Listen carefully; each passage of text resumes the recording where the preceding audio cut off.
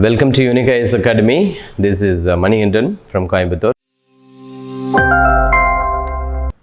நிறைய டவுட்ஸ் இருக்குது. அதாவது ஐஏஎஸ் படிக்கணும், காம்படிட்டிவ் எக்ஸாம் ப்ரிப்பேர் பண்ணணும், பட் அதே சமயத்தில் எந்த டிகிரி எடுக்கிறது அப்படின்றதுல வந்து நிறைய பெற்றோர்களுக்கு ஒரு பெரிய ஒரு கன்ஃபியூஷன்.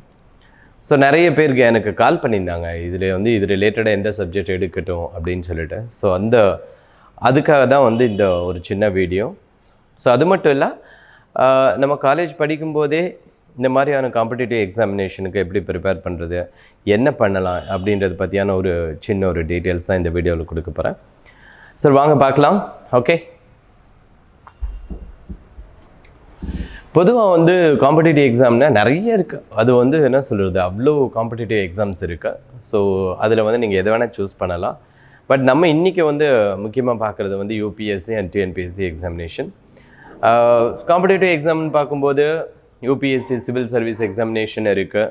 அதே மாதிரி TNPSC examination. UPSC civil service எக்ஸாம்னா ஐஏஎஸ், ஐபிஎஸ், ஐஎஃப்எஸ், ஐஆர்எஸ் இந்த மாதிரியான போஸ்டிங்கில் வரக்கூடிய எக்ஸாமினேஷன் இருக்குது. இல்லை டிஎன்பிஎஸ்சி தமிழ்நாடு கவர்மெண்ட் ரன் பண்ணக்கூடிய டிஎன்பிஎஸ்சி குரூப் 1, குரூப் 2, குரூப் 4 இந்த மாதிரியான எக்ஸாமினேஷன். இல்லை banking examination, railway examination, CDS, AFCAT, engineering service இருக்குது. இல்லை வந்து இந்த மாதிரி போஸ்டல், இந்த மாதிரி நிறைய இருக்குது. ஸோ இந்த மாதிரி நிறைய சர்வீசஸ் வந்து உங்களுக்கு காம்படிட்டிவ் எக்ஸாமில் இருக்குது.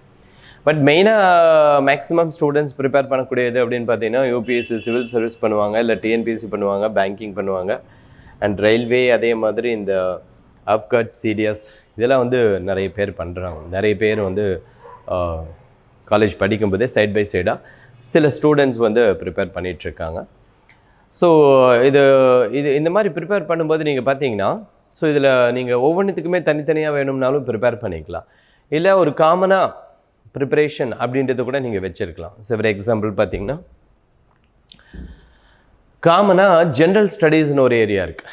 ஜென்ரல் ஸ்டடீஸ், இந்த ஜென்ரல் ஸ்டடீஸ்ன்றது என்ன சார் கவர் ஆகும் அப்படின்னா, ஹிஸ்ட்ரி, ஜியாகிரஃபி. ஜென்ரல் ஸ்டடீஸில் பார்த்தீங்கன்னா உங்களுக்கு ஹிஸ்ட்ரி, இல்லை ஜியாகிரஃபி, எக்கானமி, பாலிட்டி, அதே மாதிரி பேசிக் சயின்ஸ் வந்து உங்களுக்கு கவர் ஆகும்.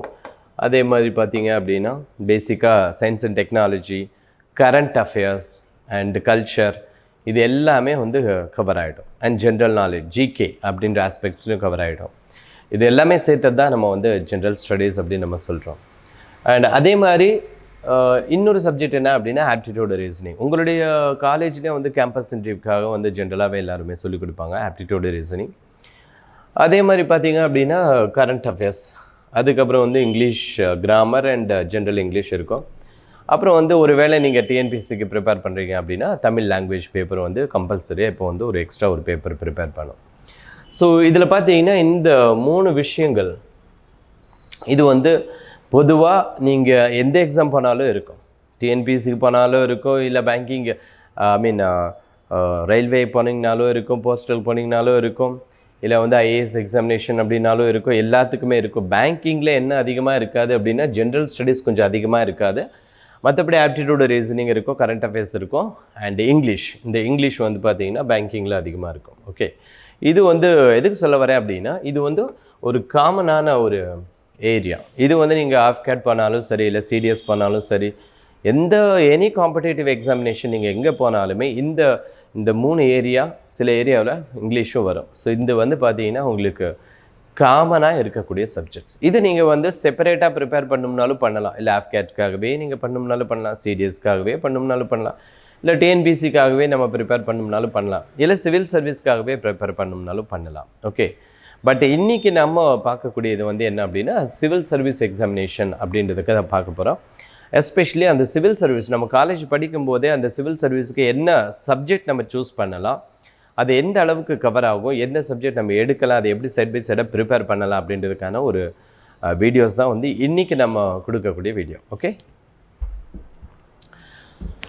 ஓகே, இப்போது நம்ம இன்றைக்கி பார்க்கக்கூடிய பார்த்தீங்க இந்த வீடியோஸில் நீங்கள் +2 முடித்ததுக்கப்புறம் நிறைய தாய்மார்கள் வந்து நிறைய பேரண்ட்ஸ் வந்து கேட்டிருந்தாங்க, என்ன சார் என்ன டிகிரி எடுக்கலாம் இது ரிலேட்டடாக அப்படின்னு சொல்லிட்டு நிறைய பேர் கேட்டிருந்தாங்க. ஸோ நான் உங்களுக்கு ஜென்ரலாக நான் வந்து இந்த வீடியோவில் சொல்லணும்னு ஆசைப்படுறது என்ன அப்படின்னா, ஆஃப்டர் நீங்கள் +2 முடித்ததுக்கப்புறம் ஐஏஎஸ் ஐபிஎஸ் எக்ஸாமினேஷன் தான் எழுத போகிறேன், அதுதான் வந்து என்னுடைய ஒரே டார்கெட்டு.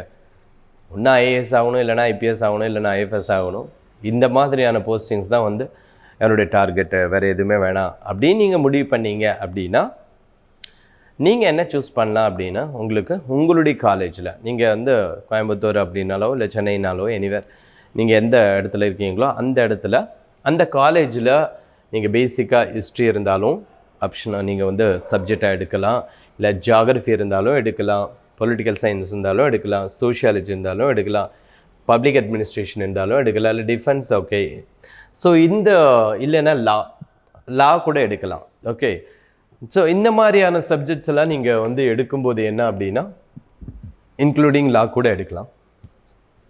இந்த மாதிரியான சப்ஜெக்ட்ஸ் எடுக்கும்போது மற்ற சப்ஜெக்ட்ஸ் இது இல்லாமல் சைக்காலஜி இருக்குது, லிட்ரேச்சர் இருக்குது, இல்லை சயின்ஸில் நீங்கள் வந்து செப்பரேட்டாகவே கெமிஸ்ட்ரி, பயாலஜின்னு சொல்லிட்டு என்னது ஃபிசிக்ஸ் இந்த மாதிரி எல்லாமே எடுக்கலாம், எல்லா சப்ஜெக்ட்ஸுமே எடுக்கலாம். ஓகே, இன்க்ளூடிங் அக்ரிகல்ச்சர் கூட எடுக்கலாம். ஸோ அக்ரிகல்ச்சரும் எடுக்கலாம், இல்லை லா கூட எடுக்கலாம், இந்த மாதிரி எல்லா சப்ஜெக்ட்டுமே எடுக்கலாம். ஆனால் இதில் ஏன் வந்து ஜென்ரலாக வந்து இந்த ஆர்ட் சப்ஜெக்டை வந்து பார்த்திங்கன்னா எல்லாருமே ப்ரிஃபேர் பண்ணுறாங்க instead of and other course மற்ற சப்ஜெக்டை காட்டிலும், இன்ஜினியரிங்கை காட்டிலும் இதை ஏன் வந்து நம்ம ப்ரிஃபேர் பண்ணுறோம் அதுக்கான அந்த ரீசன் உங்களுக்கு சொல்லணும் இல்லையா? அது பார்த்தீங்க அப்படின்னா, இப்போ யூபிஎஸ்சி எக்ஸாமினேஷன் வந்து ப்ரிலிம்ஸ், மெயின்ஸ், இன்டர்வியூன்னு 3 ஸ்டேஜில் நடக்கும் இல்லைங்களா? அப்படி அந்த 3 ஸ்டேஜில் நடக்கக்கூடிய எக்ஸாமில் ப்ரிலிமினரி எக்ஸாமினேஷனில் ஒருவேளை நீங்கள் history, geography, political science, sociology, public administration or defence or law or agriculture இந்த மாதிரியான ஒரு சப்ஜெக்ட் நீங்கள் எடுத்தீங்க அப்படின்னா உங்களுக்கு ப்ரிலிமினரியில் ஜென்ரல் ஸ்டடீஸ்னு ஒரு பேப்பர் இருக்கும். இதில் 100 கொஷின் கேட்பாங்க. ஒரு கொஸ்டினுக்கு 2 மார்க்கு. ஓகே, அட்லீஸ்ட் இதில் வந்து நம்ம ஒரு 10 to 15 மார்க்குக்கு நம்ம வந்து அதில் கவர் பண்ணிக்கலாம். ஓகே, ஒரு 10 to 15 மார்க்குக்கான கொஷின்ஸ்க்கான ஏரியாஸை நம்ம வந்து ஒரு பர்டிகுலர் சப்ஜெக்டை நம்ம வந்து கவர் பண்ணிட முடியும். ஒன்று. ரெண்டாவது, மெயின் எக்ஸாமினேஷன். மெயின்ஸில் பார்த்தீங்கன்னா GS1, GS2, GS3, GS4 அப்படின்னு இருக்குது. மொத்தமாக பார்த்தீங்கன்னா அரௌண்ட் ஒரு 1000 மார்க் வருது. இந்த 1000ல் வந்து 1000மே கவர் ஆகுமானா அப்படியெல்லாம் கவர் ஆகுது. நீங்கள் ஏதோ ஒரு சப்ஜெக்ட், கோர் சப்ஜெக்ட் நீங்கள் எடுத்தீங்க அப்படின்னா அட்லீஸ்ட் ஒரு 120, 130 வரைக்குமே வந்து அதில் கவர் ஆகும். ஓகே, இந்த மாதிரி சப்ஜெக்ட் எடுத்திங்கன்னா. இது இல்லாமல் ஆப்ஷனல் பேப்பர்னு சொல்லுவாங்க. யூபிஎஸ்சியில் மெயின் எக்ஸாமினேஷனால் ஆப்ஷனல் பேப்பர் இருக்குது. ஓகே, அந்த ஆப்ஷனல் பேப்பர் பார்த்தீங்க அப்படின்னா ஒருவேளை history, geography, political science, sociology or agriculture இந்த மாதிரியெல்லாம் எடுக்கிறீங்க அப்படின்னா அந்த 500 மார்க்குமே கவர் ஆகும். ஓகே, அப்போது 500 மார்க் ப்ளஸ் ஒரு 130 வச்சுக்கோங்க. Okay, 630 mark out of 1750 main examination மார்க்கில் உங்களுக்கு ஒரு 650 மார்க் வந்து கவர் ஆகுது. எது? ஆப்ஷனல் பேப்பராக கவர் ஆகுது. சரிங்களா? அதே மாதிரி ப்ரிலிமினரி எக்ஸாமினேஷனை நான் முன்னாடி சொல்லிட்டேன், 100 கொஷினுக்கு அட்லீஸ்ட் 10 to 15 கொஷின் கவர் ஆகுது. ஓகே, ஸோ மெயின்ஸில் இவ்வளோ கவர் ஆகுது அப்படின்றத நீங்கள் தெரிஞ்சுக்கணும். இது இல்லாமல் இப்போ நீங்கள் இங்கிலீஷ் லிட்ரேச்சரோ, தமிழ் லிட்ரேச்சரோ, இல்லை வந்து சைக்காலஜியோ இந்த மாதிரி சப்ஜெக்டோ எடுக்கலாம், தப்பு கிடையாது. அது ஆப்ஷனல் பேப்பர் கவர் ஆகிடும். இந்த 500 மார்க்கு கவர் ஆகும். ஓகே, ஆனால் என்ன பிரச்சனை அப்படின்னா ஜென்ரல் ஸ்டடீஸுக்கு கவர் ஆகாது. இந்த ஏரியா வந்து கவர் ஆகாது. அதே மாதிரி ப்ரிலிம்ஸுக்குமே கவர் ஆகாது.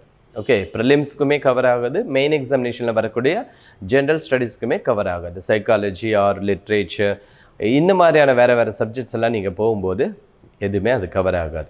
பட் இந்த மாதிரியான சப்ஜெக்ட்ஸ் படிக்கும்போது ப்ரிலிம்ஸில் ஒரு 10 to 15 கொஷின்ஸ் கவர் ஆகும். மெயின் எக்ஸாமினேஷனில் ஜென்ரல் ஸ்டடீஸ்லேயே உங்களுக்கு வந்து பார்த்தீங்க அப்படின்னா ஒரு 130 மார்க் கவர் ஆகும். அது மட்டும் இல்லை, ஒரு வேளை நீங்கள் வந்து பொலிட்டிக்கல் சயின்ஸ் இந்த மாதிரி ஆப்ஷனல் எல்லாம் எடுக்கும்போது யூபிஎஸ்சியில் எஸ்ஏ ரைட்டிங்னு ஒன்று இருக்குது.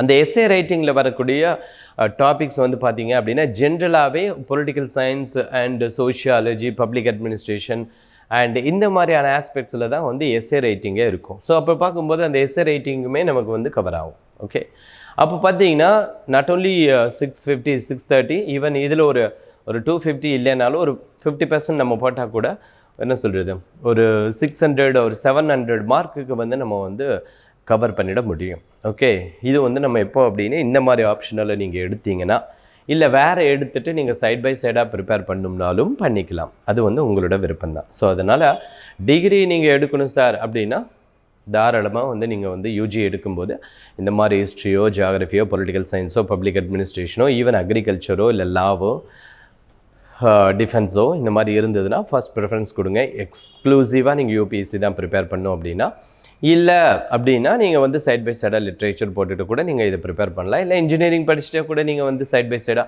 யூபிஎஸ்சி ப்ரிப்பேர் பண்ணணும்னா அந்த 3 இயர்ஸ் அண்ட் 4 இயர்ஸில் நீங்கள் வந்து சைட் பை சைடாக கொஞ்சம் கொஞ்சமாக ப்ரிப்பேர் பண்ணிவிட்டு கூட போகலாம். ஓகே, பட் ஏன்னா இப்போ இருக்கக்கூடிய காம்படிட்டிவ் எக்ஸாமினேஷனில் நீங்கள் வந்து டெல்லி, ஈவன் சென்னை இந்த மாதிரி நிறைய பெரிய பெரிய சிட்டிஸில் எல்லாமே பார்த்தீங்கன்னா காலேஜ் ஸ்டூடெண்ட்ஸ் என்ன பண்ணுறாங்க அப்படின்னா ஃபஸ்ட் இயர்லேருந்தே வந்து ஈவன் இந்த வருஷம் டாப்பர் இல்லையா, ஆல்ரெடி டாப்பரே பார்த்தீங்க அப்படின்னா ஜேஎன்யூவில் டிகிரி போட்டு படிச்சுட்டு அப்படியே சைட் பை சைடாக ப்ரிப்பேர் பண்ணவங்க தான். அந்த மாதிரி ஈவன் நிறைய டாப்பர்ஸும் நீங்கள் அப்படி தான் படிக்கிறாங்க.